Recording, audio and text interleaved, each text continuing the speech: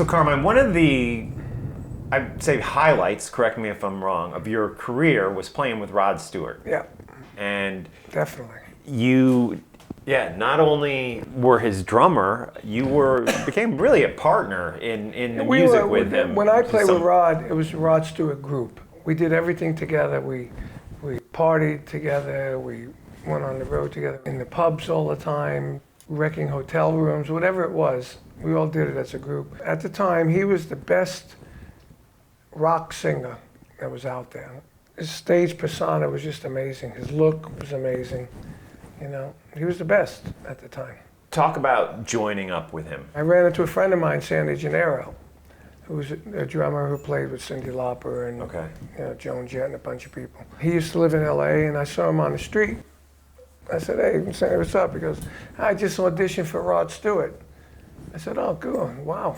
I didn't know Rod was auditioning people. He goes, yeah, I didn't get it. Right. He said, you should audition for him. I said, who are you talking to? So he gave me the number of Pete Buckland and the number. Now, Pete Buckland was Rod's tour manager, who I knew really well. So I called Pete. I said, Pete, it's Carmine. He goes, hey, what's up, mate? I said, I heard Rod's looking for a drummer. He said, yeah. I said, you don't call me? He said, well, you're always busy. I said, oh, I'm not busy. I would love to play with Rod. So he said, okay, I'll tell Rod. So he calls me back and said, hey, Rod's in England, but the whole band is here. They're auditioning drummers. Why don't you go over to the house and see if you like it? Right. So I took the Pantera over there, and I went to Beverly Hills to Rod's house. The band's down on the paddle tennis court. Right. So I go down there. They're down there. They're playing paddle tennis. They're in the pool. Right. In the guest house. It's like a pool house. I'm thinking to myself, I want to play in this band. Yeah. This is good. Yeah. And then we went into the 6-car garage, which he had 4 of the cars out. Right. And there was some gear set up in there. So we went in and we played, and it was awesome. You know, it was good, kick-ass rock and roll. You know.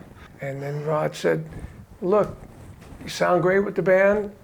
If you want to play with the band, you got it. You know, it's up to you. If you want to do it, I'll hook you up with Billy Gaff, the manager." I said, okay.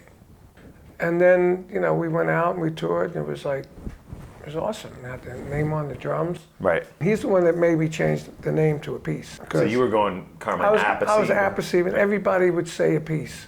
And I would go, no, it's not Appice, it's Appice.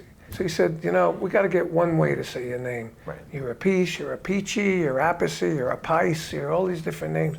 What do most people call you? I said, well, most people call me Appice, and I correct them. He said, so why don't we go with Appice? Every night Rob would come out and say, Carmine Appice on drums. How did your family react to that? Because you're kind of changing the pronunciation of your name.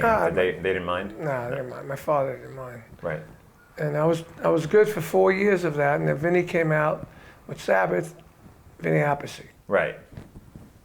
It's been messed up ever since. Yeah, a lot of confusion. So you're out, you're touring with Rod. At what point does Rod decide, or you guys decide, we're going to do an album? Well, it was like we toured, as soon as we came out, it was 76, October, November, December, we toured in Europe. And then we did the first album right after that.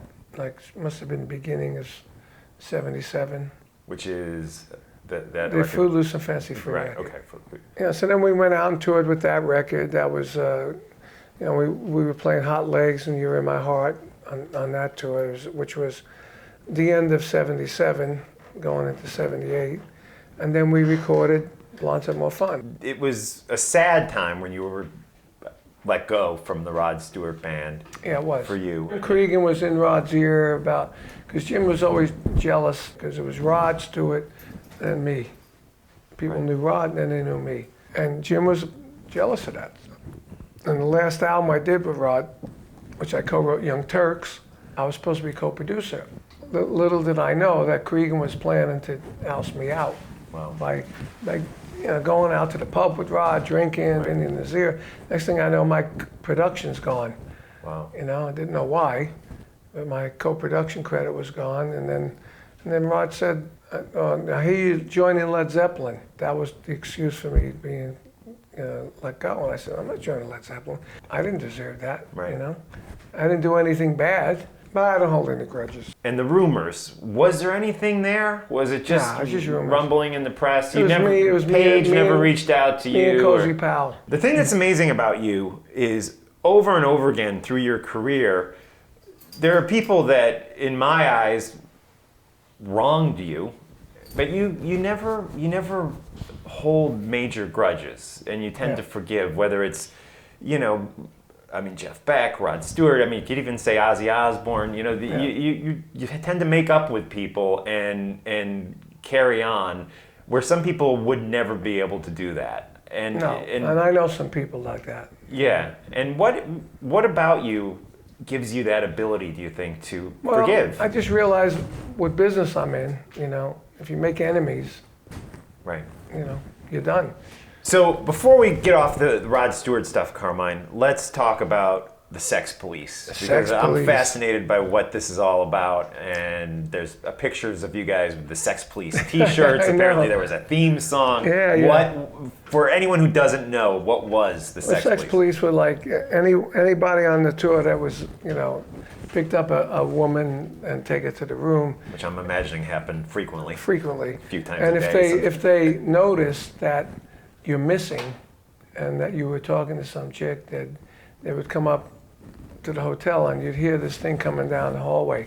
Sex police, with the sex police, with them walking. Right. Sex police. And if they stopped in your room, they would bust the door down, and whatever you were doing, that was the end of it. Right. If you're in there with a woman that, you're getting down on her, she's not wearing any clothes, they bust in on her, she freaks out and grabs her clothes, she runs out in the hallway like half naked. Right. And Rod, was obviously kind of the boss guy. Yeah, Rod was would he in get there. busted by the Sex Police? His relationships were so public, like with Right. Britt Eklund, and he couldn't really be picking up groupies, Really? what I mean? Wow. No, and he couldn't even walk out of the hotel. Yeah.